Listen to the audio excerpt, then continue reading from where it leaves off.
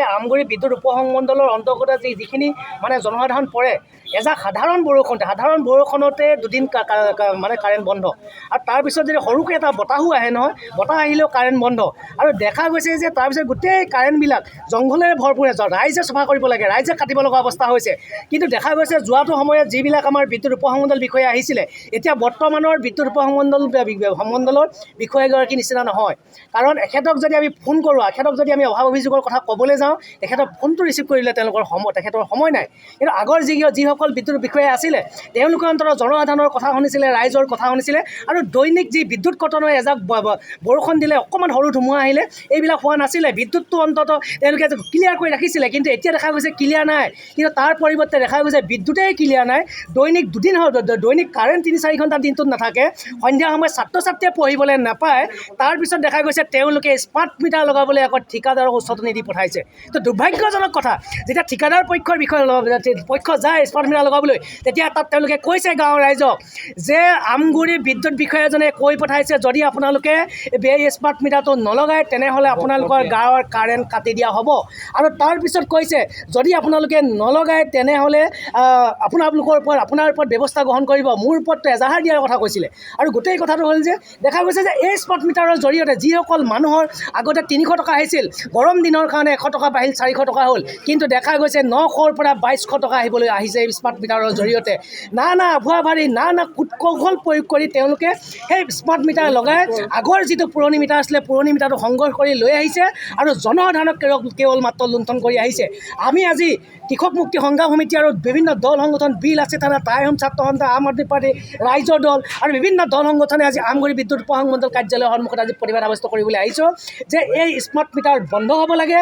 Smart মিটাৰৰ জৰিয়তে যিসকল ব্যক্তিৰ পৰা অত্যাধিক মাচুল সংগ্ৰহ কৰিলে, এই বিল তেওঁলোকে ঘূৰাই দিব লাগে। আৰু লগতে চৰকাৰখনলৈ আহ্বান জনাইছোঁ, বিদ্যুৎ মন্ত্ৰী বুলি যে নন্দিতা গালুচা নামৰ এগৰাকী মন্ত্ৰী আছে, আজিকালি আমাৰ স্কুলত পঢ়ি থকা ল'ৰা ছোৱালীবিলাকে তেওঁক চিনি নাপায় আৰু দেখাও নাই। আচলতে এই পুতলা মন্ত্ৰী গৰাকীক চাবি দিয়া পুতলা কৰি মুখ্যমন্ত্ৰী হিমন্ত বিশ্ব শৰ্মাই ৰাখি থৈছে।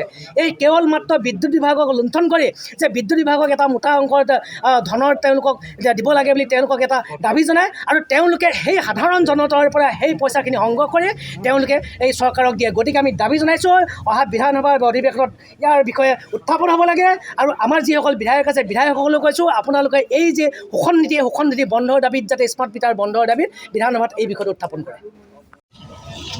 আচলতে আমগুৰি সংমণ্ডলে যি স্মাৰ্ট মিটাৰ জৰিয়তে আমগুৰি ৰাইজক প্ৰতাৰণা প্ৰবঞ্চনা কৰিবলৈ আহিছে, তাৰ বাবে সদৌ টাইম ছাত্ৰসন্থাই আমি প্ৰতিবাদ কৰিছোঁ। অনাগত দিনত এই মিটাৰ যদি স্মাৰ্ট মিটাৰ যদি কেঞ্চেল নকৰে, আমি ইয়াতকৈ অধিক আন্দোলন কৰিবলৈ বাধ্য হ'ম।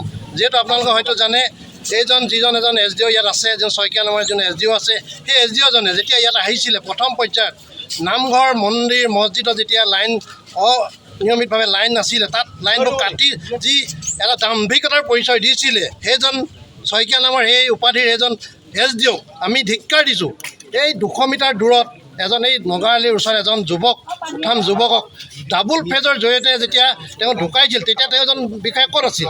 গতিকে আমি সদৌ টাইম ছাত্ৰ সন্থাৰ পৰিয়ালবৰ্গৰ পৰা তেওঁক সকীয়াই দিব বিচাৰিছোঁ, APDCLক আমি সকীয়াই দিব বিচাৰিছোঁ। অনাগত দিনত যদি এই কাৰ্যসূচী বা এই শক্তি বিতৰণ বিভাগে যদি স্মাৰ্ট মিটাৰ কেঞ্চেল নকৰে, যাতে অনাগত দিনত যদি আমাৰ লাইনসমূহ যদি সঠিক ৰূপত জনসাধাৰণক উপস্থাপন নকৰে, তাৰ বাবে আমি সদৌ টাইম ছাত্ৰ পৰিয়ালবৰ্গই অধিক আন্দোলন কৰিবলৈ বাধ্য হ'ম। এই আমগুৰি বিদ্যুৎ বিভাগত এই ঘেৰাও কাৰ্যসূচী লৈছে আজি ছাত্ৰমুক্তি সংগ্ৰামী। আমি তাত পূৰ্ণ সমৰ্থন জনাইছোঁ। যিহেতু স্মাৰ্ট মিটাৰৰ বিৰুদ্ধে আমগুৰিবাসী ৰাইজে আজি ইয়াত একত্ৰিত হৈ প্ৰতিবাদ কৰিছে। আমি বিল আছিষ্টেণ্ট ইয়ালৈ আহিছোঁ এইটো কাৰণে যে স্মাৰ্ট মিটাৰ আমগুৰি অঞ্চলত আৰু লগাবলৈ দিয়া নহ'ব। কিয়নো এই বিভাগটোৱে স্মাৰ্ট নহয়। প্ৰথমতে যদি স্মাৰ্ট কৰিবলৈ আছে, বিভাগটো স্মাৰ্ট কৰক, সময়মতে এই বিদ্যুৎ নিয়মীয়া কৰক। আৰু ইয়াত যিজন বিদ্যুৎ উপসংমণ্ডল বিষয়া আছিলে, এজন অতি অসভ্য মানুহ, এজন নিলাজ মানুহ, কোনো ধৰণৰ মানুহৰ ফোন ৰেছপঞ্চ নকৰা মানুহ। আৰু ফোনত তেওঁ কোনো কিবা কৰিলে তেওঁ কাটি দিয়ে বা অন্যান্য ধৰণৰ কথা কৈ তেওঁ আচলতে মানুহক বিপদত পৰিচালিত কৰিবলৈ বিচাৰে। গতিকে আমি এই বিদ্যুৎ সংমণ্ডল বিষয়াজনক ইয়াৰ পৰা অতি শীঘ্ৰে নিলম্বন কৰিবলৈ আমি বিভাগত দাবী জনাইছোঁ। আৰু লগতে যি স্মাৰ্ট মিটাৰ কিন্তু লগাবলৈ আমি কিন্তু বিল আছিষ্টেণ্ট নাই, কোনো পৰ্যায়ে আমগুৰিত লগাবলৈ নিদিওঁ। এজন সম্পূৰ্ণ অসভ্য মানুহ, আনৰেছপঞ্চিবল মানুহ। গতিকে এই বিদ্যুৎ সংমণ্ডল বিষয়াজনক অতি শীঘ্ৰে আমাৰ আমগুৰিৰ পৰা ট্ৰেন্সফাৰ দিব লাগে। ঘৰ, অফিচ, গুদান আদি সলনি কৰাৰ কথা ভাবিছে নেকি? পিছে সলনি কৰিব হয়, সকলো বস্তু এঠাইৰ পৰা আন ঠাইলৈ সহজে নিয়াটো জানো সম্ভৱ? চিন্তা তাতেই নহয় জানো?